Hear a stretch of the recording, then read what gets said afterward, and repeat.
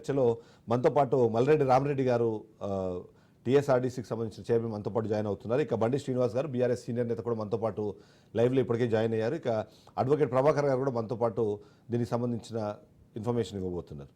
మొదటగా చూస్తే మాత్రం మనము ఏదైతే కేసు నమోదైందో కేసు నమోదుకు సంబంధించి ప్రొసీజరు ఎప్పటికప్పుడు దాన్ని కంప్లీట్ చేసే ప్రయత్నం చేస్తున్నారు. అందులో భాగంగానే మనం అన్నీ చూస్తున్నాం. ఇప్పుడు ఓవైపు ఏసీబీ ఎఫ్ఐఆర్ నమోదు చేసింది, మరోవైపు ఈడీ కూడా దీనికి సంబంధించిన కేసు తయారు చేసి ముందుకు వెళ్తున్న నేపథ్యంలో ఏం జరగబోతోంది, అసలు నిజంగానే ఇక్కడ అవినీతి జరిగిందా, కేవలం అలసత్వం మాత్రమే ఉందా, ప్రభుత్వం రెస్పాండ్ అవుతున్న నేపథ్యం ఇప్పుడు ఏదైతే ప్రభుత్వం తీసుకుంటున్న చర్యలు ఏవైతే ఉన్నాయో వాటి మీద చర్చించే ప్రయత్నం ఒకసారి చేద్దాము. మనతో పాటు బండి శ్రీనివాస్ గారు, ప్రభాకర్ గారు, అలాగే మల్రెడ్డి రామరెడ్డి గారు ఉన్నారు. ఫస్ట్ ప్రభాకర్ గారి దగ్గరికి వెళ్దాం. ప్రభాకర్ గారు, గుడ్ మార్నింగ్. నమస్కారం. మీ వీడియో అవపడతలేదు. ఎస్ నా ఆడియో ఒకటే వినిపిస్తుంది మీకు, బికాజ్ నేను స్టూడియోలో నుంచి మీతో లైవ్లో ఉన్నా కాబట్టి. అవునా, ఓకే చెప్పండి. ప్రభాకర్ గారు, ఇక్కడ అంటే ఒక కీలకమైన అంశము, కేటీఆర్ ఒక వాదన వినిపిస్తున్నారు, ప్రభుత్వం మరో వాదన వినిపిస్తుంది. అందులో ముఖ్యంగా చూస్తే మాత్రం కేటీఆర్ చేస్తున్న వాదన కేవలం ఇది మొత్తం ప్రొసీజర్ ప్రకారమే వెళ్ళాము, కానీ రాష్ట్ర ప్రభుత్వము అత్యుత్సాహంతో ఈ కేసు నమోదులు కానివ్వండి ముందుకు వెళ్తోంది అన్న ఒక ఆరోపణ చేసే ప్రయత్నం చేస్తున్నారు. నిజంగానే ఈ కేసు ఎఫ్ఐఆర్ని గమనించినప్పుడు మీకు ఏమనిపిస్తుంది? నిజంగానే ప్రొసీజరల్ ల్యాబ్స్ని చూడాలా దీన్ని, లేకపోతే కరప్షన్కి సంబంధించిన ఛార్జెస్ కింద దీన్ని చూడాల్సి వస్తుందా? వెంటనే ఈడీ ఎంటర్ అవుతున్న నేపథ్యంలో ఏం జరగబోతుంది అనేది ఒక ప్రశ్న. ఎలా చూడాలంటారు? వాస్తవంగా కేసుకు సంబంధించిన విషయానికి వస్తే కరప్షన్ జరిగిందనేది ప్రూవ్ చేసేందుకు కేసు పెట్టబడింది. కేసు పెట్టినప్పుడు గవర్నర్ గారు కూడా కరప్షన్ యాంటీ కరప్షన్ యాక్ట్ ప్రకారం శాంక్షన్ కూడా ఇచ్చారు. కానీ ఒక చిన్న ల్యాబ్స్ ఏం జరిగిందంటే స్టేట్ గవర్నమెంట్ నుంచి లలిత కుమారి వర్సెస్ స్టేట్ ఆఫ్ యూపీ అనే ఒక కేసు చాలా రాజ్యాంగ ధర్మాసనం ఇచ్చిన కేసు 2014లో ఇచ్చింది. దాంట్లో పేరా 120 సబ్ పేరా 2 లోపల చాలా కేటగరికల్ గా ఏం చెప్పింది అని అంటే, మ్యాట్రిమోనియల్ విషయంలో కానీ, కమర్షియల్ విషయంలో కానీ, మెడికల్ నెగ్లిజెన్సీ విషయంలో కానీ, కరప్షన్స్ కేసు విషయంలో కానీ, అదేవిధంగా 3 months కనుక ముందు ఇన్సిడెంట్ జరిగి ఉంటే 3 months పీరియడ్ అయిపోతే ఈ 5 రకాల కేసుల లోపల ప్రిలిమినరీ ఎంక్వైరీ జరపకుండా కేసు రిజిస్ట్రేషన్ కావద్దు అని చెప్పింది. రైట్. అది ప్రెసిడెంట్ అయి కూర్చుంది దేశం లోపల, ఎందుకంటే రాజ్యాంగ ధర్మాసనం ఇచ్చిన తీర్పు. దాన్ని గౌరవ సుప్రీంకోర్టు వివిధ తీర్పుల ద్వారా అప్హోల్డ్ చేస్తూ చరణ్ సింగ్ కేసులో కూడా చెప్పింది. ఆ ఒక్క మిస్టేక్ తప్ప ఇంకేం జరగలేదు. అక్కడ ఒక్క ల్యాబ్స్ ఇర్రెగ్యులారిటీ జరిగింది. అది రెండోది, భజన్ లాల్ కు సంబంధించిన కేసు ఎట్టి పరిస్థితుల్లో కూడా ఇక్కడ వర్తించదు. ప్రభుత్వం బీయింగ్ ఏ పబ్లిక్ ట్రస్టీ, ప్రభుత్వం అనేది ఒక ప్రజల యొక్క విశ్వాసాన్ని డెమోక్రటిక్ సెటప్ లో పొంది ప్రభుత్వం ప్రజలకు సంబంధించిన అధికారాన్ని సద్వినియోగం చేయాల్సిన బాధ్యత ఉంది. దానికి ఒక ప్రొసీజర్ ఉంది. ఆ ప్రొసీజర్ ప్రకారం ప్రభుత్వ నిధులు మాత్రము సమగ్రంగా ఆ ప్రొసీజర్ ను పాటిస్తూ ఖర్చు పెట్టాలి. కానీ అందుకు భిన్నంగా మనం గత 10 సంవత్సరాల నుంచి చూసాం. వేలాది, ఇక్కడ 55 కోట్లు, 500 కోట్లు, 100 కోట్లేమో కానీ వేలాది కోట్ల రూపాయలు ప్రభుత్వ ధనం ఎట్లా దుర్వినియోగం అయిందో చూసాం.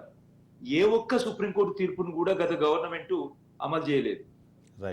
తెలుసు, నేను దాదాపు 9 సంవత్సరాలు ఒక రాజు లేకుండా గౌరవ హైకోర్టు లోపల పోరాటం చేశాము ఆ ప్రభుత్వ నిర్ణయాలకు వ్యతిరేకంగా.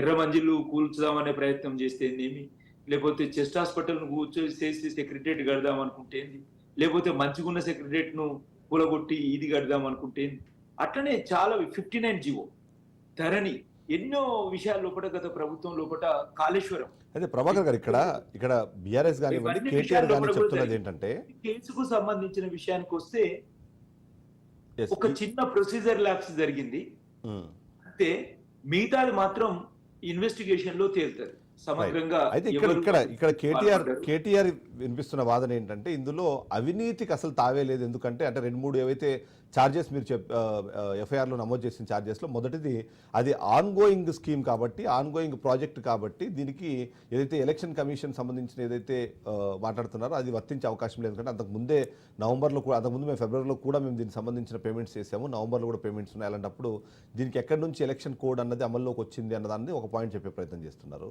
రెండోది ప్రొసీజరల్ ల్యాబ్స్కి సంబంధించి మేబీ ఉండొచ్చు, కానీ దానికి కూడా కొద్దిగా మీరు చూస్తే అక్కడ అర్జెన్సీ అడ్హాక్ బిజినెస్ రూల్స్ ను చాలా స్పష్టంగా వైలేట్ చేసింది. మీకు తెలుసు, కర్ణాటక లోపల సిద్ధరామయ్య కేసు లోపల చాలా స్పష్టంగా గవర్నర్ ఇచ్చిన సాంక్షన్ ను అక్కడ హైకోర్టు అప్హోల్డ్ చేసింది. ప్రభుత్వము abuse of power, misuse of power చెయ్యకుండా ప్రభుత్వ ఒక ప్రొసీజర్ ఉంటది ప్రభుత్వానికి సంబంధించిన ధనాన్ని ఖర్చు పెట్టడం. ఆ విధంగా కాకుండా భిన్నంగా ఖర్చు పెడితే అది ప్రజా ఏసీబీ పరిధిలోకి ఈ కేసు రాదు అనేది కేటీఆర్ వాదిస్తుంది. దుర్వినియోగం చేయడమే అవుతుంది. అవునండి, ఏసీబీ పరిధిలోకే రాదు. ఒకవేళ సరే మీరు అనుకుంటే అవినీతి లేదా ప్రభుత్వ అధికారుల ఇన్వాల్వ్మెంట్ తెలుస్తుంది. అది అవినీతి జరిగిందా, జరిగితే ఏ మేరకు జరిగింది, అది డబ్బు తెలంగాణ గవర్నమెంట్ నుంచి ఎవరికి వెళ్ళింది, ఎక్కడికి వెళ్ళింది అనేది విచారణ తేలుతుంది. అందుకొరకే గౌరవ high court investigation may go on అని చెప్పింది. ఒకసారి మిగిలిన ప్యానలిస్ట్ ఒకసారి నేను టచ్ చేసి మీ దగ్గరకు వస్తాను. 1 వీక్ మాత్రమే స్టే ప్రొటెక్షన్ ఇస్తాము అరెస్ట్ కాకుండా అని అంటే, ఒక 10 రోజులకు ఇవ్వండి. ఒకవేళ కేసు ఆ రోజు లిస్ట్ అయిపోయి రీచ్ కాకపోతే మళ్ళీ ఇబ్బంది అవుతుంది అని చెప్పేసి అని కోర్టును వాళ్ళు అభ్యర్థించడం ద్వారా 10 రోజులకు పోయింది. అంతే, 30th వరకు ఇన్వెస్టిగేషన్ మాత్రం మే గో ఆన్ అని చెప్పేసి. అవును, ఎందుకొరకు అని అంటే బిజినెస్ రూల్స్ ను చాలా స్పష్టంగా వైలేట్ చేసినట్టు గవర్నమెంట్ ఎస్టాబ్లిష్ చేసింది. మల్రెడ్డి రామరెడ్డి గారు ఉన్నారు, అలాగే బండి శ్రీనివాస్ గారు. డిపార్ట్మెంట్ లోపల ఒక స్కీము లేదా ఒక అగ్రిమెంటు లేదా ఒక ప్రోగ్రామ్ తీసుకుంటున్నప్పుడు ప్రభుత్వ నిధులను ఇతర కంపెనీలకు ఇస్తున్నప్పుడు అగ్రిమెంట్ ప్రకారం ఇచ్చినమా, అదే విధంగా ప్రభుత్వ విధి విధానాల ప్రకారం ఇచ్చినమా, డ్యూ ప్రొసీజర్ ఆఫ్ లా పాల్గొన్నామా, పార్టిసిపేట్ ఒకసారి అసలు పొలిటికల్ రీజన్స్ కూడా ఒకసారి తెలుసుకునే ప్రయత్నం చేద్దాం, లీగల్ ఆస్పెక్ట్ కాకుండా. శ్రీనివాస్ గారు, ఇక్కడ సేమ్ అగైన్ అండ్ అగైన్ ఎవరు మాట్లాడినా సరే ప్రొసీజరల్ ల్యాబ్స్కు సంబంధించి అత్యుత్సాహం ప్రదర్శించారు మీరు. అందులో భాగంగానే ఎలాంటి ప్రొసీజర్ని ఫాలో అవ్వకుండా 55 కోట్ల రూపాయలు ఎవరి అనుమతి లేకుండా, ఎవరికి సమాచారము లేకుండా మీరు చేశారు. తద్వారా వచ్చిన పరిణామం ఇవాళ ఈ కేసు అన్నది ఒకటి వినిపిస్తోంది. సరే, నిన్నటిదాకా అంటే అది రాష్ట్ర ప్రభుత్వము కక్ష సాధింపు చర్య అన్నారు, కానీ ఇవాళ ఈడీ కూడా రంగంలోకి దిగింది. అంటే ఎక్కడో ఖచ్చితంగా దాంట్లో తప్పు జరిగిందన్న అనుమానం అయితే ప్రజల్లో కానివ్వండి, లీగల్ ఆస్పెక్ట్స్లో కానీ మనకు కనిపిస్తుంది. ఎలా చూడాలంటారు? ఈడీ దిగినా ఇంకెవరు చేసినా కూడా ముందు తెలుస్తుంది దానిలో ఎవరు తప్పు చేసిందేం కదా అనేది. అయితే విషయం ఏంటంటే కక్ష సాధింపు చర్యల భాగంగానే గతంలో కూడా చాలా జరిగినాయి. గతంలో కూడా అంటే వీళ్ళు గద్దెనెక్కిన కాంచెలు, అంటే పవర్లకు వచ్చిన కాంచెలి ప్రతి ఒక్కటి కూడా అంటే ఏ చిన్న అవకాశం దొరికినా కూడా ఆరోపణలు చేస్తా ఉన్నారు. అది ఆరోపణలుగానే మిగిలిపోతున్నాయి. తర్వాత ఫైనల్ గా వచ్చినాక కూడా అవి అట్లనే అవుతున్నాయి తప్ప ఎక్కడ కూడా ఇప్పటి వరకు ఏ కేసులో కూడా కాళేశ్వరం చూసుకున్నా ఇంకేం చూసుకున్నా కూడా అన్ని ఆరోపణలే. అంటే వాళ్ళు తెల్లవారు లేస్తే కేసీఆర్ కుటుంబాన్ని ఎట్లా బదనాం చేయాలి, ఎట్లా వాళ్ళను బజార్కి ఇచ్చాలనే దాని మీద ఉన్నారు. ప్రభుత్వం నడుపు పక్కకు పెట్టి వీళ్ళు ఎంబడిపడమే నేర్చుకున్నారు తప్ప ఈ గ్యారంటీలని హామీలని కవ్వింపు చర్యలకు దిగి ఇవాళ కేసు దాకా వచ్చింది అన్నది ఒక విశ్లేషణ. ఎందుకంటే ఎప్పుడు చూసినా సరే మీరు కేసు పెట్టండి, అరెస్ట్ చేయండి అన్నారు. ఇప్పుడు కేంద్ర రాష్ట్ర ప్రభుత్వాలు ఇద్దరు కూడా కలిసి కేసీఆర్ కుటుంబాన్ని బదనాం చేయాలన్న దాని మీద ఉన్నారు. కాబట్టి వాళ్ళు చేస్తారు.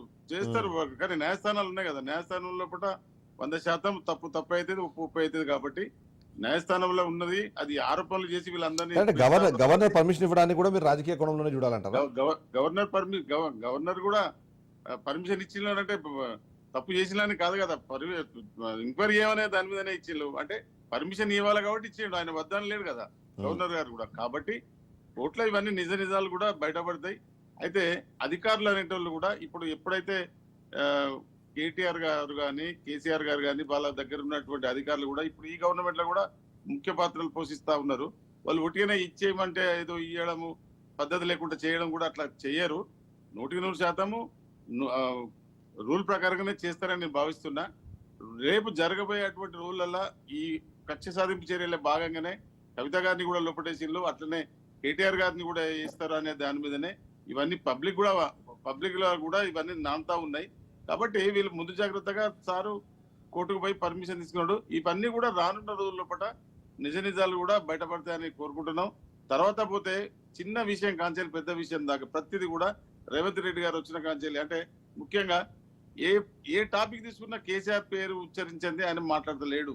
ఏ మంత్రి మాట్లాడినా కూడా బీఆర్ఎస్ ప్రభుత్వాన్ని అంటే పబ్లిక్ లా మార్పు కోరుకొని 10 ఏళ్ల పాటు మీరు అధికారంలో ఉన్నారు.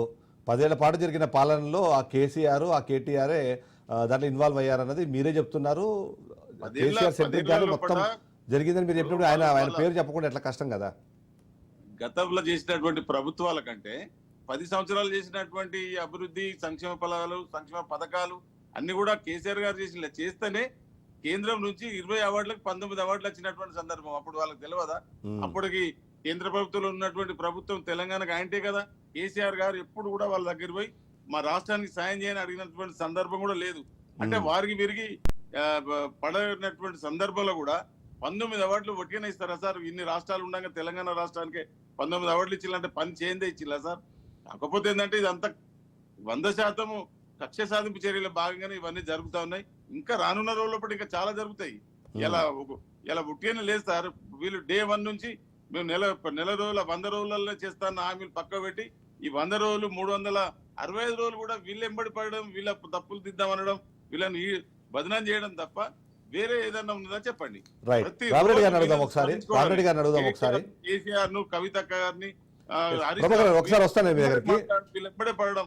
ఇలా నేనేమంటున్నా సార్, ఇవన్నీ పక్కకు పెడితే ఇక విద్యార్థులు ఇలా చనిపోతా ఉన్నారు, పాము కాట్లకు గురవుతున్నారు.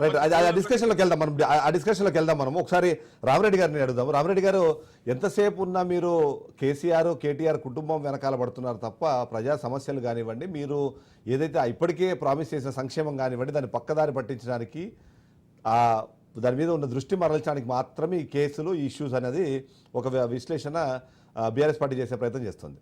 ఏమంటారు రామరెడ్డి గారు? మీరు మ్యూట్లో ఉంటుంది, ఒకసారి చెక్ చేసుకోరా, మీ వాయిస్ రావట్లేదు.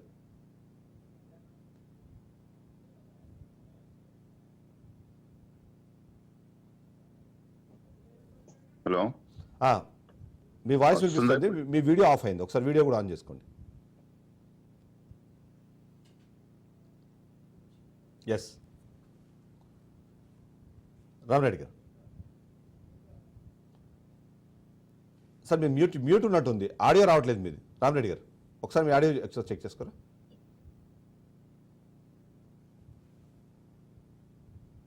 ముందుగా మీకు ప్యానెల్లో ఉన్న ప్రభాకర్ గారికి, శ్రీనివాస్ గారికి, రాజ్ న్యూస్ ప్రేక్షకులకు నమస్కారం అండి.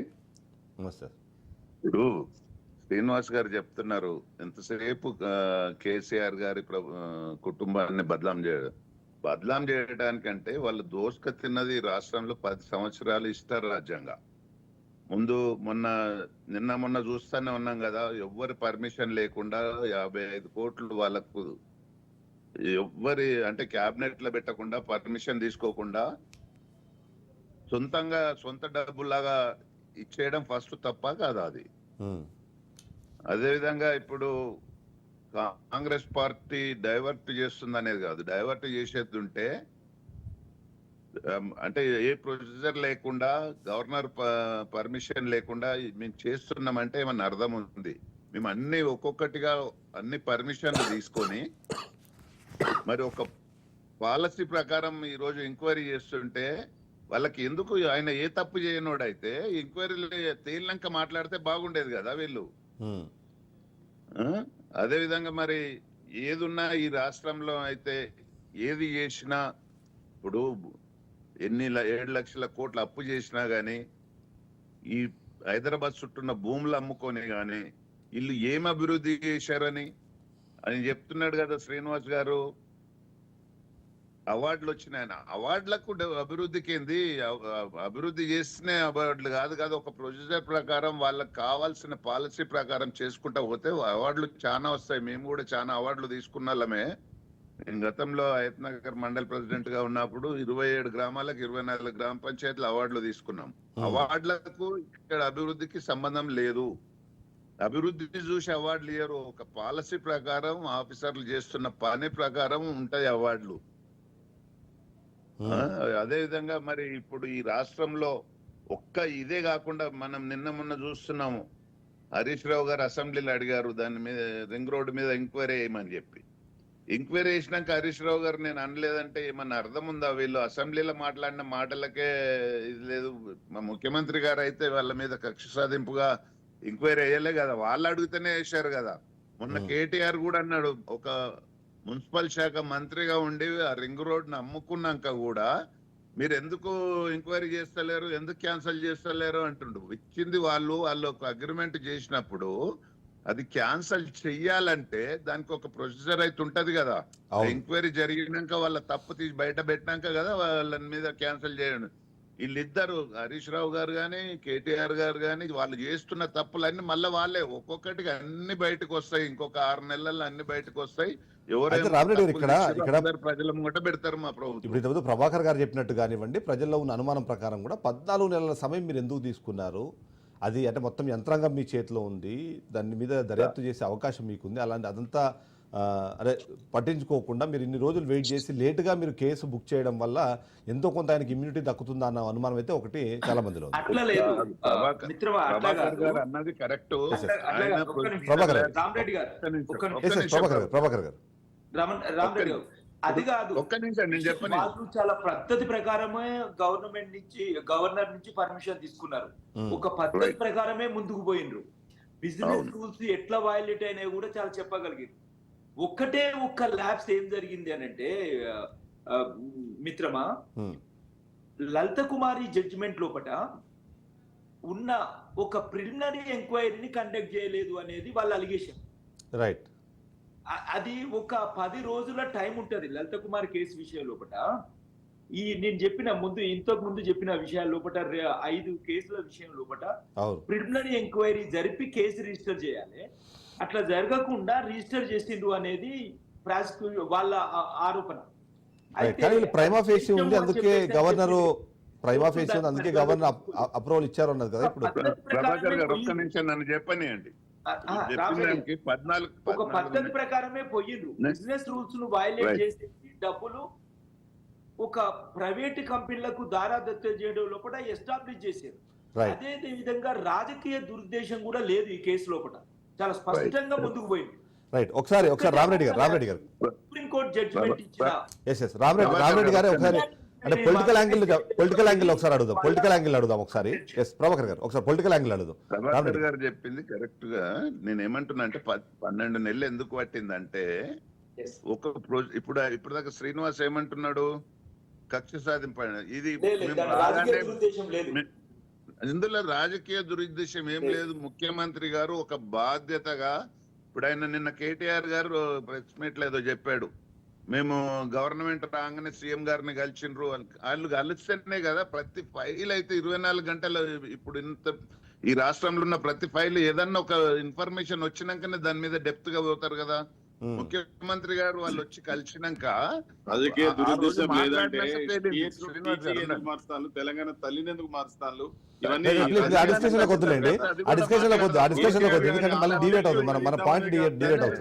సబ్జెక్ట్ మారుద్దాము. ఈ 14 నెలలు ఎందుకు పట్టిందంటే పూర్తిగా ఒక అవగాహన చేసుకొని ఎక్కడెక్కడ లోపాలు జరిగినాయి, ఎక్కడ ఫ్రాడ్ జరిగింది, ఎక్కడ తప్పు జరిగిందని ఎంక్వైరీ చేసుకోవడానికి కొంత అయితే గవర్నమెంట్ తరఫున ఆఫీసర్లతో డిస్కషన్ అయితే జరగాలి కదా ముఖ్యమంత్రి గారికి. ఆ డిస్కషన్ జరిగి తర్వాత ఒక అవగాహనకు వచ్చినాకనే మరి గవర్నర్ గారు పర్మిషన్ పెట్టారు. మరి గవర్నర్ గారు మొన్న పర్మిషన్ ఇచ్చిన నెక్స్ట్ డేనే కేసు బుక్ అయింది. కేసు బుక్ ఎంక్వైరీ జరుగుతుంది. ఈయన ఏ తప్పు చేయలేకపోతే ఖచ్చితంగా నేను పూర్తిగా ఎంక్వైరీ అయినాకనే మాట్లాడతా. ఇప్పుడు ఏం మాట్లాడాలంటే నిజంగా కూడా ఆయన ఎంత నమ్మకంగా ఉన్నాడో తెలుస్తుండే. అది అయిన కాడికని రోజు అసెంబ్లీలో చర్చ జరగాలి. అసెంబ్లీలో కూడా చర్చ జరుగుతుంది, కానీ ఎంక్వైరీ అయితే జరిగినాక కదా. అయితే ఈ సందర్భంలో మరొక కొత్త పాయింట్ హరీష్ రావు నిన్న తెరపైకి తీసుకొచ్చే ప్రయత్నం చేశారు. ఏంటంటే ఓవైపు ఇక్కడ ఏసీబీ కేసు నమోదు చేస్తుంది, అసలు దాంట్లో ఏమున్నాయనే విషయంపైన ఎలాంటి సమాచారం లేకముందే ఈడీ వెంటనే ఎంటర్ అయిపోతుంది. అంటే అంత ఫాస్ట్గా అంటే అంత కోఆర్డినేషన్లో పనిచేసే క్రమంలో బీజేపీ కాంగ్రెస్ రెండు కలిపి బీఆర్ఎస్ని రాష్ట్రంలో లేకుండా చేసే ప్రయత్నంలో భాగం తప్ప ఇది ఇంతకేం లేదు. సరే తప్పు జరిగింది అనుకుంటే దాని మీద విచారణ జరిగిన తర్వాత ఏదో ఒక ఇన్ఫర్మేషన్ రావాలి, లేకముందే ఈడీ ఎలా ఎంటర్ అయిపోయింది కేసులో అన్నది ఒక పాయింట్ తీసుకొచ్చే ప్రయత్నం చేశారు. నీకు ఒక సింపుల్ గా చెప్తా, ఈడీ పని ఈడీ చేసుకుంటారు, చట్టం పని చట్టం చేస్తారు. ఇది ఇంత జరుగుతుంటే వాళ్ళు కళ్ళు మూసుకొని అయితే ఊరుకోరు కదా. ఎవరు చెప్పినా చెప్పకున్నా వాళ్ళ డ్యూటీ వాళ్ళు చేస్తారు కదా. ఇప్పుడు ఇన్కమ్ ట్యాక్స్ ఉంది, ఆడ రోడ్లో ఒక ₹1 కోటి పట్టుబడ్డాయి లెక్క లేకుండా అంటే వాళ్ళు ఇన్కమ్ ట్యాక్స్ వాళ్ళు ఇంటర్ అవుతారా, ఎవరన్నా కంప్లైంట్ లిస్ట్ ఇంటర్ అవుతారా?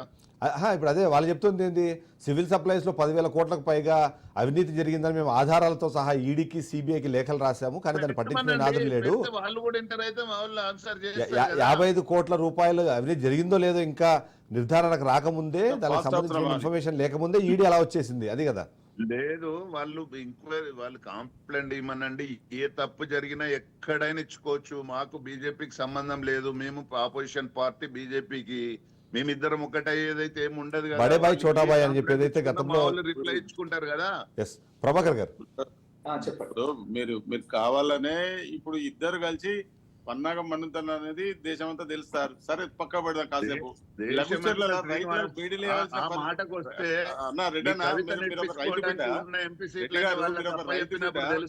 మంచిగానే మాట్లాడుతున్నారు. లఘుచర్లలో రైతులకు బీడీలేసి హాస్పిటల్ తీసుకుపోవాల్సిన అవసరం ఏంటి సార్? దీన్ని చెప్పండి. లఘుచర్లలో బేడీలు వేసినందుకు ఎంబడే యాక్షన్ తీసుకున్నారు వాళ్ళ మీద. మీలాగా రైతులకు బేడీలు ఇచ్చి ఏపిచ్చి మొత్తం రోడ్ల పంట నడిపించలేదు. ఇప్పుడు మీరే అక్కడ వాళ్ళు ఏం చేసిన వాళ్ళని అరెస్ట్ చేసిన, అసలు వాళ్ళని ఏం చేసిన వాళ్ళ మీకు భూమి లేకపోతే అరెస్ట్ చేస్తారా? కలెక్టర్ మీద దాడి చేస్తే అరెస్ట్ చేయరా? అరే భూమి లేనాక కలెక్టర్ ఎవరు? మీరే వాళ్ళు ఇష్టం లేని భూమి లేకపోతే భూమి ఇస్తేనే మీరు భూములు ఒకసారి రైతులు కాదు వాళ్ళంతా గుండాలను తీసుకొచ్చి కలెక్టర్ మీద దాడి చేయించారు. రైతులని మాట్లాడుతున్నారు. ఉంటే ఉండొచ్చు. ఒకసారి ప్రభాకర్ గారు ఏం సంబంధం లేని వాళ్ళు ఇంట్లోకి వెళ్ళి తీసుకొచ్చి మీరు అరెస్ట్ చేసి దుబాయ్కి పోయి పొద్దుగాల వస్తే సాయంత్రం అరెస్ట్ చేసిండ్రు. అసలు లేని వాళ్ళందరినీ అరెస్ట్ చేసిండ్రు, ప్రొవోక్ చేసిండ్రు. వాళ్ళకు సాయంత్రం దావత్ ఇచ్చి అందరిని ప్రిపేర్ చేసి కేటీఆర్ గారి డైరెక్షన్ లోనే మొత్తం చేసి కలెక్టర్ మీద దాడి చేసిరు. అవన్నీ దాని సంగతి ఇంకా చూద్దాం. ముందు కేటీఆర్ అయితే ఇది గానీ రింగ్ రోడ్ అయితే జరుగుతుంది, దాని మీద నడుస్తుంది సార్. అదే నడవని అదే అది ఇప్పుడు అందరు సమానం సార్. కక్ష సాధింపు మా ప్రభుత్వం ఇక్కడ ఒకసారి ప్రభాకర్ గారి దగ్గరికి వెళ్దాము. మీ దగ్గరికి ఒకసారి ఇక్కడ ప్రభాకర్ గారు ఇక్కడ అంటే ఏదైతే కేసు నమోదు చేసే క్రమంలో కానివ్వండి, దాన్ని ప్రజెంట్ చేసే క్రమంలో ప్రొసీజరల్ ల్యాబ్స్కి సంబంధించి డిస్కషన్ చేసే పరిస్థితిలో ఒక కీలకమైన పాయింట్ని తెరపై తీసుకొచ్చే ప్రయత్నం చేస్తాను. ఒక ఐఏఎస్ ఆఫీసర్ మరొక ఐఏఎస్ ఆఫీసర్ మీద కేసుకి సంబంధించిన కంప్లైంట్ ఇవ్వడము, ఎందుకంటే అరవింద్ కుమార్ కూడా ఇందులో ఇన్వాల్వ్ అయ్యారన్న దాని మీద వచ్చిన ఏదైతే ఉందో అది కూడా ఈ కేసును వీగిపోవడానికి వన్ ఆఫ్ ద రీజన్ గా మారబోతోంది ఉండదు.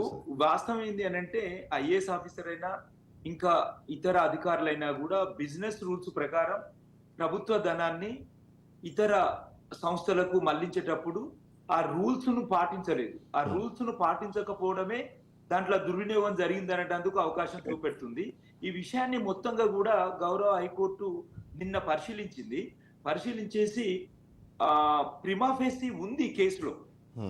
వాస్తవం ప్రిమా ఫేసి ఉంది. అయితే అరెస్ట్ చేయొద్దు కానీ ఇన్వెస్టిగేషన్ ను కంటిన్యూ చేయండి, అదే విధంగా కౌంటర్ ఫైల్ చేయండి అని చెప్పేసి దాఖలు చేయడం లోపట్నే మనం అర్థం చేసుకోవాలి. ఒకటి లలిత కుమార్ని పాటించలేదు అనేది మెయిన్ ఇర్రెగ్యులారిటీగా వాళ్ళు కోర్టు ముందు ఉంచారు. దాన్ని పరిగణలో తీసుకుంది కోర్టు. రెండోది అవినీతికి సంబంధించిన విషయం లోపల గవర్నర్ గారు ఇచ్చిన సాంక్షను అది మామూలుగా ఉండదు. చాలా సుదీర్ఘంగా పరిశీలించి న్యాయ నిపుణులతో పరిశీలించి మాత్రమే గవర్నర్ ఇస్తారు. అయితే ఇక్కడ మరొక కీలకమైన పాయింట్, ఇక్కడ నిజంగానే అవినీతి జరిగింది అన్న ట్రేసెస్ ఒకవేళ ఉంటే కేవలం ఈ A1 A2 A3తో ఆగిపోకూడదు. అది ఏ కంపెనీ, ఎందుకంటే మన ఏసీ ప్రకారం ఇచ్చిన వాళ్ళతో పాటు అంటే తీసుకున్న వాళ్ళతో పాటు ఇచ్చిన వాళ్ళు నేరస్తులు, తీసుకున్న వాళ్ళు కూడా నేరస్తులు. మరి ఆ కంపెనీ పేరు ఎందుకు లేదు అన్నది ఇన్వెస్టిగేషన్ లో మిగతా అక్యూజ్లను కూడా చేరుస్తారు. ఎవరికి పోయింది ఆ డబ్బు వాళ్ళ దగ్గర నుంచి ఇంకెవరికి పోయింది అనేది ఇన్వెస్టిగేషన్ లో తేలుతుంది. అందుకొరకే గౌరవ హైకోర్టు ఏం చేసిందంటే ఇన్వెస్టిగేషన్ ను కంటిన్యూ చేయండి, ఈ లోపల అతన్ని అరెస్ట్ చేయకుండా A1 గా ఉన్నాడు కాబట్టి అతన్ని అరెస్ట్ చేయకుండా ఇన్వెస్టిగేషన్ మాత్రం కంటిన్యూ చేయండి అని ఇచ్చింది. వాళ్ళు గవర్నమెంట్ ఒకసారి నాకు ఎక్స్ప్లెయిన్ చేసే ప్రయత్నం చేయండి, ఒకసారి ఎక్స్ప్లెయిన్ చేసే ప్రయత్నం చేయండి. దీన్ని రెండు యాంగిల్స్గా చూద్దాం మనం. ఒకటి, ఇక్కడ ఏదైతే రూల్ ఆఫ్ లా అని వీళ్ళు చేయకుండా ప్రొసీజరల్ ల్యాబ్స్ చేసినది ఒకటి ఉంటే, రెండోది కరప్షన్ జరిగింది అన్నది రెండోది. ఒకవేళ రెండింటిని మిక్స్ చేసి ఒక కేసు కింద తీసుకొచ్చినప్పుడు ఇటు ఎవరైతే దీనికి పాల్పడిన వాళ్ళు, ఎవరైతే దాన్ని పాల్పడడానికి కారణమైన వాళ్ళు, లేకపోతే ఎండ్ యూజర్ కంపెనీ అవుతుంది. ఆ కంపెనీ పేరు లేకుండా ఒక ఎఫ్ఐఆర్ నమోదు చేసేసి అది ఫర్దర్గా మేము ఛార్జ్షీట్లోనో లేకపోతే అడిషనల్ ఎఫ్ఐఆర్స్లో వాళ్ళ పేర్లు యాడ్ చేస్తాము అనడానికి ఆ ప్రొసీజర్ యాక్సెప్ట్ చేస్తుంది అట్లాంటిది? యాక్చువల్ గా ఆ కంపెనీ ఒక అగ్రిమెంట్ చేసుకుంది గవర్నమెంట్ తోటి. ఆ గవర్నమెంట్ తోటి అగ్రిమెంట్ చేసుకున్నది. ఆ అగ్రిమెంట్ కనుక వయలేట్ అయ్యేది ఉంటే ప్రభుత్వం వయలేట్ చేసేది ఉంటే ఆర్బిట్రేషన్ క్లాస్ పోవచ్చు అని కూడా అగ్రిమెంట్ లో ఉంది. కాబట్టి మొదటగా కంపెనీ చేర్చేందుకు అవకాశం ఉండదు. ఓకే, ఇన్వెస్టిగేషన్ కొనసాగుతున్న క్రమం లోపల అకార్డింగ్ టు ది అగ్రిమెంట్ వాళ్ళు డబ్బులు పే చేసిండ్రా లేదా, అకార్డింగ్ టు ది అగ్రిమెంట్ వాళ్ళు పనులు చేసిండ్రా లేదా, లేకుండేది ఉంటే ఈ ఇర్రెగ్యులారిటీకి ఈ డబ్బు మొత్తం ప్రభుత్వ ధనం ఎవరి వైపు పోయింది పని చేయకుండా అనేది విచారణలో తేలుతుంది. అందుకొరకే గౌరవ హైకోర్టు చాలా చాలా స్పష్టంగా ప్రతి విషయాన్ని సమగ్రంగా పరిశీలించేసి ఇన్వెస్టిగేషన్ ప్రభుత్వ ధనం దుర్వినియోగమైందనే విషయాన్ని బిజినెస్ రూల్స్ లోపల ప్రభుత్వం ఎస్టాబ్లిష్ చేసింది. కాబట్టి భవిష్యత్తు లోపల ఇంకా కొంత డబ్బు చెల్లించబోతున్నారు, అది కూడా చెల్లించకుండా ఉండాలని అంటే ఖచ్చితంగా ఇవాళ అవినీతి ఎక్కడ జరిగింది అనే విషయాన్ని విచారణ జరగాల్సింది అని చెప్పేసి అని గవర్నమెంట్ ఎస్టాబ్లిష్ చేసింది. అది కౌంటర్ ఫైల్ చేయడం ద్వారా ఏ విధంగా జరిగింది అనేది గవర్నమెంట్ కోర్టు ముందు తీసుకురాగలదు. కానీ ఆ కంపెనీ కూడా ఆల్రెడీ ఇప్పటికే తెలంగాణ గవర్నమెంట్ మీద ఆర్బిట్రరీ కేసు ఆల్రెడీ ఇప్పటికే నమోదు చేసింది. అగ్రిమెంట్ ప్రకారం చెల్లించాల్సిన చెల్లింపులు జరగలేదు అన్న విషయం పైన కూడా ఒకటేదో వినిపిస్తుంది. అందులో వాస్తవం ఉందా? అది నా దృష్టికి అయితే రాలేదు. ఆర్బిట్రేషన్ క్లాస్ ఉంటుంది ఎప్పుడు కూడా. ఈ కాంట్రాక్ట్ లోపల ఈ టెండర్ల లోపల ఏముంటది, ఇంటర్నేషనల్ కంపెనీ వేరే వాళ్ళది ఒక ఆర్బిట్రేషన్ క్లాజ్. ఒకవేళ ఇరు పక్షాల నుంచి దాన్ని వయలేట్ చేసేది ఉంటే దానికి సంబంధించిన నష్టపరిహారం ఆర్బిట్రేటర్ దగ్గర కూర్చొని పరిష్కరించుకోవడానికి ఒక క్లాజ్ పెడతారు. అయితే ఆ క్లాజ్ కు సంబంధించిన విషయం లోపల ఆ డబ్బుకు సంబంధించి గవర్నమెంట్ చెల్లించిందా లేదా అనే విషయం హైకోర్టు ముందు చూపెడుతుంది, లేదా అది పెట్టిన కేసు ముందట ప్రభుత్వం వాదిస్తుంది. శ్రీనివాస్ గారు, ఇక్కడ 2-3 పాయింట్స్ చాలా కీలకంగా కనిపిస్తున్నాయి. మొదటిది, డైరెక్ట్గా కేటీఆర్ఏ ఒప్పుకున్నారు, అవును ఎలాంటి క్యాబినెట్ నోట్ లేకుండా ఎలాంటి ఫినాన్షియల్ అప్రూవల్ లేకుండా 55 కోట్లు ట్రాన్స్ఫర్ చేశామన్నది ఆయన డైరెక్ట్గా ఒప్పుకున్న నేపథ్యం ఒకటి కనిపిస్తుంది.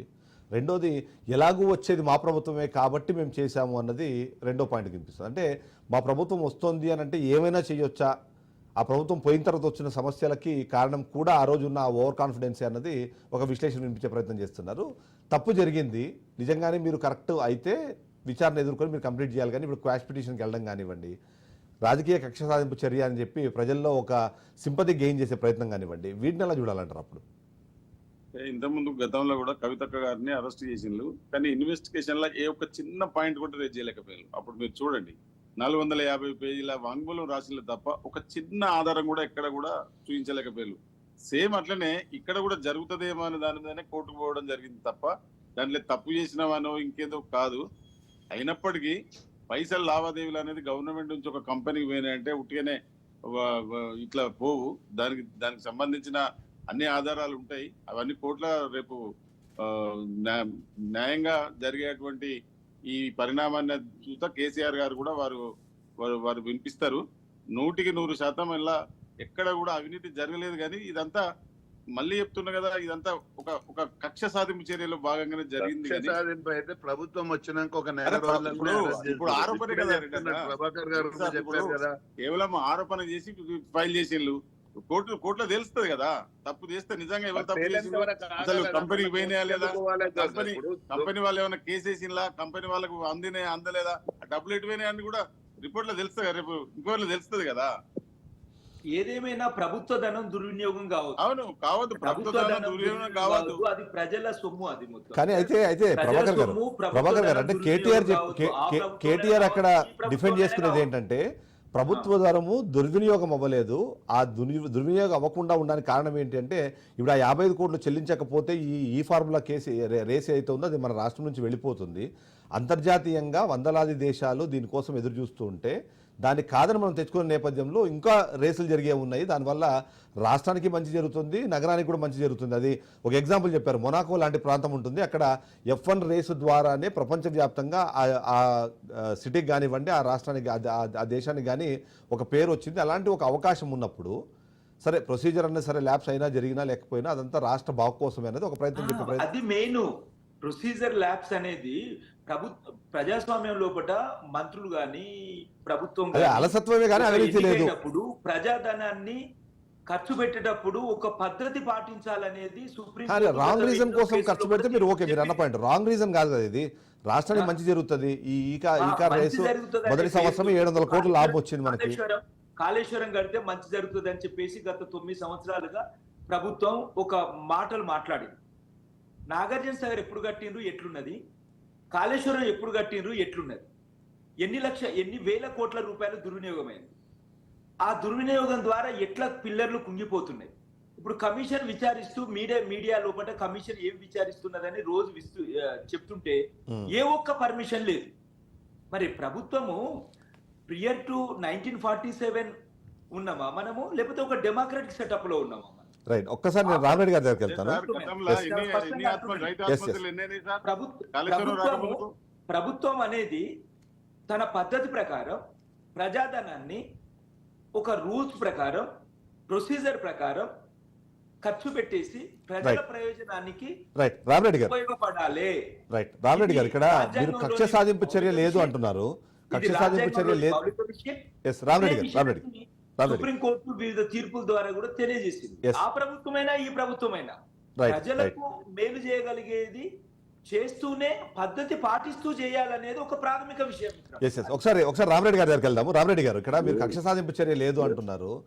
జన్వాడ ఫామ్ హౌస్ కు సంబంధించి అక్కడ జరిగిన దాన్ని బాగా హైలైట్ చేసే ప్రయత్నం చేశారు. కేటీఆర్ బంధువులదని, భార్య వాళ్ళ తమ్ముడుదని మీరు ఒకటి తీసుకొచ్చే ప్రయత్నం చేశారు. దివాళీ రోజున ఒక చిన్న పార్టీ ఏదో చేసుకుంటే దాంట్లో అది రేవ్ పార్టీ అని, డ్రగ్స్ ఉన్నాయని చెప్పేసి వాళ్ళందరిని అరెస్ట్ చేసి భయభ్రాంతులకు గురి చేశారు. ఇవాళ ఏమో ఓఆర్ఆర్ సంబంధించి ఆల్రెడీ అయిపోయింది, ఫైల్ రెడీ అయిపోతుంది, ఇవాళ రేపు కేటీఆర్ అరెస్ట్ అన్నారు. ఇప్పుడు ఈ రేస్ కేసు ఏదైతే ఉంది అంటే ఇవన్నీ కక్ష సాధింపు చర్య కాకపోతే ఆయన ఏ కేసులో దొరుకుతాడా, లేకపోతే ఆయన కుటుంబం ఏ కేసులో దొరుకుతుందా, దాన్ని ప్రచారంలో తీసుకురావాలన్న ఒక ఆదుర్ద కాంగ్రెస్ పార్టీలో కనిపిస్తోంది అనేది కేటీఆర్ డైరెక్ట్ గా విమర్శిస్తున్నారు.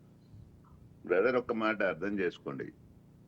అసెంబ్లీలోనే కేటీఆర్ ఎన్నిసార్లు చెప్పాడు ఓఆర్ఆర్ మీద ఎందుకు ఎంక్వైరీ చేస్తలేరు, ఎందుకు క్యాన్సల్ చేస్తలేరు అని చెప్పారా లేదా? అవును. అదేవిధంగా మొన్న హరీష్ రావు అదే మాట చెప్పాడు అసెంబ్లీలో. మా ముఖ్యమంత్రి గారు ఇద్దరు కూడా 2-3 సార్లు అడిగినాక మళ్ళీ దాంట్లో ఏదో ఉంటదనే రాంగ్ మెసేజ్ పోద్దని ఎంబటే హరీష్ రావు గారు అడిగిన వెంటనే దీని మీద ఎంక్వైరీకి ఆదేశం ఇచ్చాడు.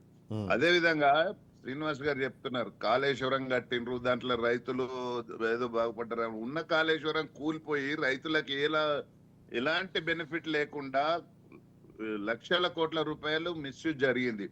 దాన్ని కూడా ఒక ప్రొసీజర్ ప్రకారము ఆఫీసర్లు చెప్పినట్టు, ఇంజనీరింగ్ చెప్పినట్టు చేసినుంటే ఈ సమస్య రాదు కదా. కేసీఆర్ ఇంజనీర్ అవుతాడు, కేటీఆర్ ఇంజనీర్ అవుతారు. వాళ్ళు ఇష్ట రాజ్యంగా 30-40 వేల కోట్లు ఉన్న కాళేశ్వరాన్ని 30-40 వేల కోట్లు ఉన్నది లక్షల కోట్లకు తీసుకుపోయారు. ఇవన్నీ ఫ్రాడ్ జరగలేదని ఎట్లా అంటున్నారు? అవన్నీ ఎంక్వైరీ అవుతాయి కదా. ఇప్పుడు ఎంక్వైరీ నడుస్తూనే ఉంది కదా దాని మీద కూడా. అదే విధంగా మొన్న డ్రగ్స్ విషయం, ఇప్పుడు డ్రగ్స్ కు ముఖ్యమంత్రికి ఏం సంబంధము? వాళ్ళు పోలీసు వాళ్ళు పట్టుకున్న దానికి కూడా ప్రభుత్వం మీద రుజుతో ఎట్లా లెక్క? వాళ్ళు ఇన్ఫర్మేషన్ వచ్చింది, పోయి పట్టుకున్నారు, ఆడ రెడ్ హ్యాండ్ గా దొరికిరు కదా. దొరికిందేమో మద్యము, ప్రచారం జరిగిందేమో మాదక ద్రవ్యం అని. అది కదా అక్కడ సమస్య. అంటే మాదక దొరికింది మద్యము, దొరికింది కదా. విషయంలో ఎవరన్నా డ్రగ్స్ దొరుకుతున్నాయా? వాళ్ళు చేసుకున్నది పేరు గృహప్రవేశం అన్నారు, జరుగుతున్నది ఆడ పార్టీ. ఇవే మాదక ద్రవ్యాలు తీసుకుంటున్నారు కదా. పార్టీలో నీకు ఎక్కడ దొరికింది డ్రగ్స్? ఎక్కడ దొరికినాయి? అలా దొరికినాయి కదా, దొరికినాయి కాబట్టి కేసు అయింది కదా. లేకపోతే ఎందుకు చేస్తారు పోలీసు వాళ్ళు? ఏది లేకుండా ఫారిన్ దొరికినట్టు. అయితే ఇక్కడ మరొక కీలకమైన పాయింట్ రామరెడ్డి గారు, కేవలం షో చేసిన అన్నాడా? ఆయనే కేటీఆర్ గారు అక్కడికి పోతారు, కేటీఆర్ గారు ఇద్దరు ప్రభుత్వం వచ్చినాక అక్కడ బదనాం చేయాలనే దాని మీద ఒక ఒక ప్లాన్ నెల వేసుకున్నారు. రోజులలో అది సగం విఫలమైంది. హామీలు పూర్తి చేశారు. ఆరు గ్యారంటీలలో సగం ఒక 1 month లో చేశారు, మిగతా సగం కంప్లీట్ చేశారు. ఇంకేం పెండింగ్ ఉన్నాయి? ఏం చేసిండ్రు ఒకటి చెప్పండి. అన్ని చేశారు. ఒక్కటి చెప్పండి. సిలిండర్లు ఇస్తున్నారు, ఏం చేసిండ్రు ఒకటి చెప్పండి sir. Right right right right మనం కూడా సంక్షేమ పథకాల పేరుతో మన డిస్కషన్ డివైడ్ చేసేదొద్దు. మీరేమో ఆటోలలో అయితే రామరెడ్డి గారు ఆటోల మీద ప్రేమనా? ఇక్కడ మరి మహిళలకు ఫ్రీ బస్ ఇప్పుడు మేము ₹1,00,000 ఇస్తే ₹1,00,000తో పాటు తులం బంగారం ఇస్తా అన్నారు. పావుతులో ఇప్పటి వరకు అన్నా రైట్ రామరెడ్డి గారు ఇప్పుడు రైతు బంధువులు, రైతు భరోసాగా తీసుకొచ్చేళ్ళు 15 ఏళ్ళకు 15 వేలు ఇస్తున్నారు.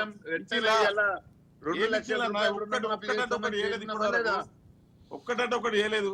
రైట్ రామరెడ్డి గారు ఒక పాయింట్ చెప్పండి మీరు. మీరంటే ఎట్లా? బీఆర్ఎస్ పార్టీ ఆరోపణలు మొత్తం అబద్ధాలు చెప్పడమే కదా. ఏం చేసి ఒకటి చెప్పండి అన్న, మీరు చెప్పండి ఒకటి చేసింది. ఫ్రీ బస్ చేశారా? ఆ?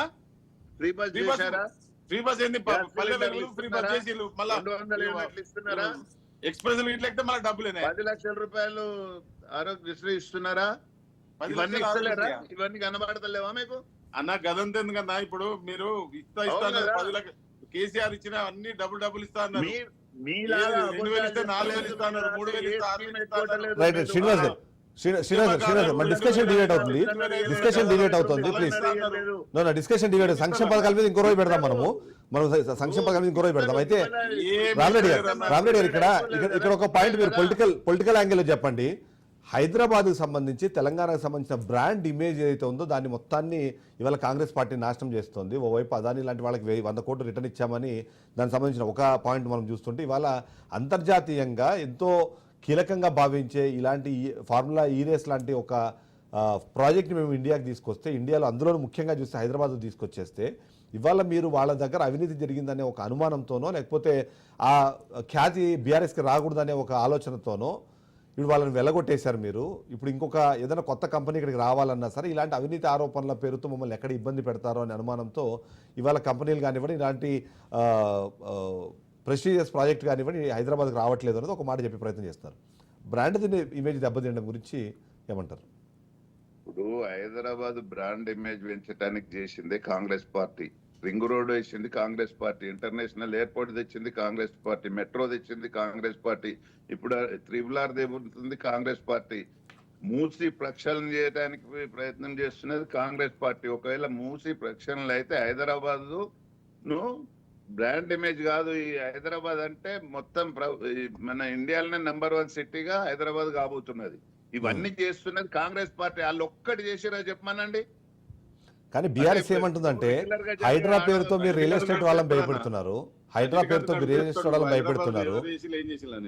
అవినీతి పేర్లతో.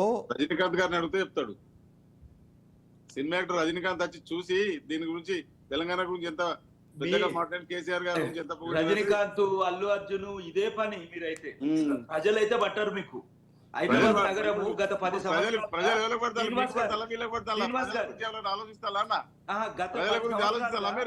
హైదరాబాద్ గురించి ఆలోచించే రైతు బంధు, రైతు బీమా ఇవన్నీ ఇవ్వకపోతురా?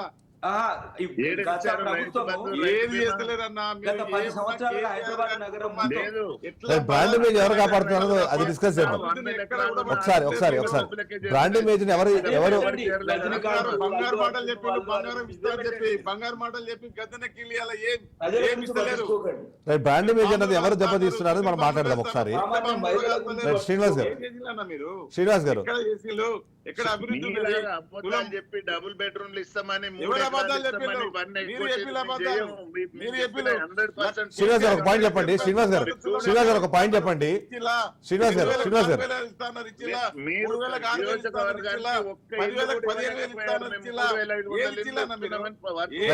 గారు ఏదో ఒకటి పేరు కొన్ని నవమాత్రంగా చేసి తూతు మాత్రంగా చేసి కేసీఆర్ కుటుంబం వెనుకబడ్డారు. శ్రీనివాస్ గారు ఒక పాయింట్ చెప్పండి. శ్రీనివాస్ గారు 365 శ్రీనివాస్ గారు ఈ పాయింట్ చెప్పండి. మీరు 4 శతాబ్దాల చరిత్ర ఉన్న నగరానికి 10 ఏళ్ల పాటు మీరు అధికారంలో ఉండి ఈ బ్రాండ్ ఇమేజ్ మొత్తాన్ని మేమే తెచ్చాము అనే విధంగా చెప్పుకునే ప్రయత్నం చేయడం కానివ్వండి, మీరు అధికారం కోల్పోయి సంవత్సరం కాలేదు మొత్తం బ్రాండ్ ఇమేజ్ దెబ్బతినిపోతుంది, ఏదో జరిగిపోతుంది అని ప్రజల్లో ఒక భావన క్రియేట్ చేసే ప్రయత్నం చేయండి. అది యాక్సెప్టెడా? నిజంగానే మీరు అనుకున్నంత స్థాయిలో బ్రాండ్ ఇమేజ్ పోతుందా? సార్ మా వాళ్ళు గవర్నమెంట్ గ్రాంట్ ఉన్నప్పుడు ఇమేజ్ ఎన్ని ఏం పెట్టుబడులు లేదు, పెట్టడానికి ధరలు వచ్చిందో ఈ తీసుకొచ్చి గవర్నమెంట్ వచ్చిన దోసుకొస్తున్నారు నెలకే రైతుల మొత్తం దగ్గర. 100 రూపాయలు. ఇది నిజం కదా సార్? బ్రాండ్ ఇమేజ్ పెట్టుబడులు పెట్టడానికి రైతుల దగ్గర కేటీఆర్ గారు హైదరాబాద్ తీసుకొచ్చిన పెట్టుబడులు పెట్టడానికి వాళ్ళందరూ కూడా భూములన్నీ వాళ్ళ దగ్గరనే ఉన్నాయి ఇప్పుడు. కాంగ్రెస్ వచ్చిన అవన్నీ బయటకు వస్తాయి. 1 month లో వెళ్ళిపోయినాయి మొత్తం కంపెనీలు. ఇది నిజం కదా? మీరు కంపెనీలు పోయినాయి మీరు అంటున్నారు. 13,200 కోట్ల రూపాయల కొత్త పెట్టుబడులు తీసుకొచ్చాము ఒక్క దావోస్ పర్యటనతో అని చెప్పి కాంగ్రెస్ పార్టీ చెప్తుంది.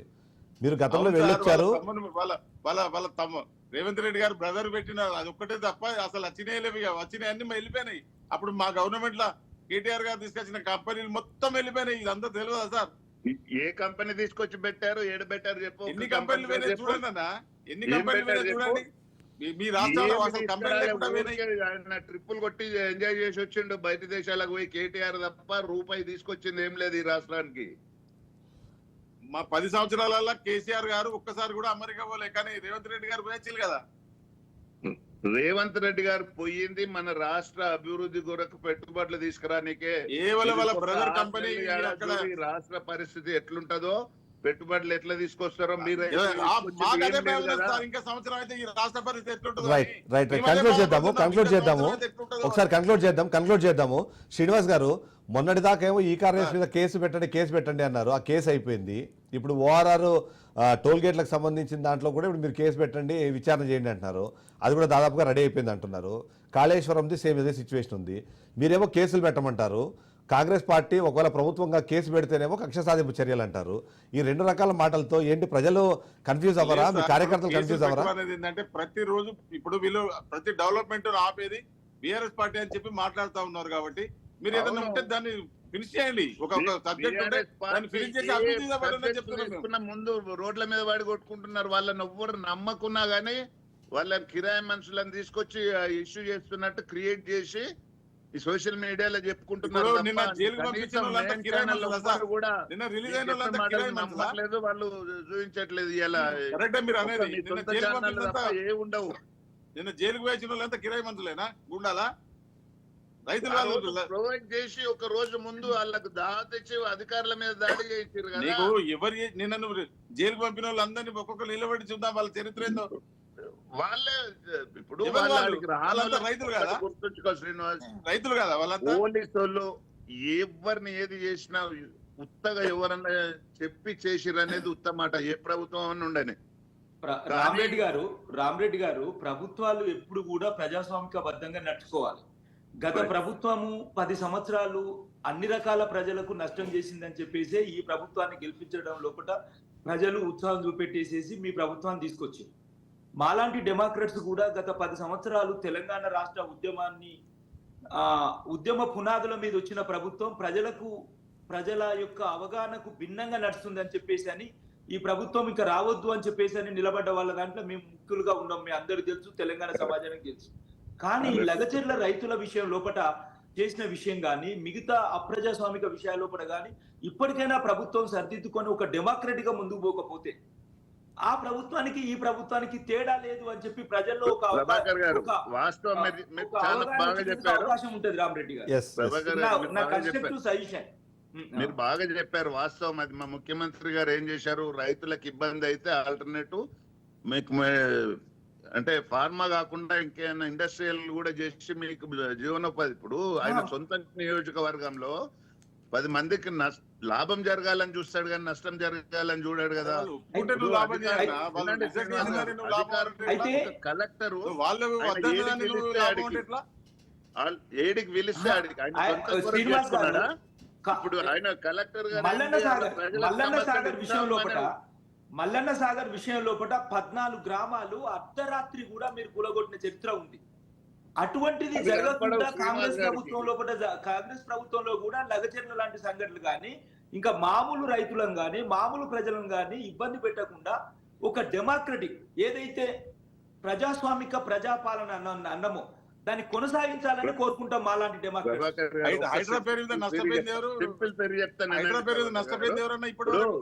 లగచర్ల రైతులకు బేడీలే తప్పు చేసింది, కోర్టు కేసు బుక్ చేసింది, కోర్టుకు పోయినరు, అది వేరు.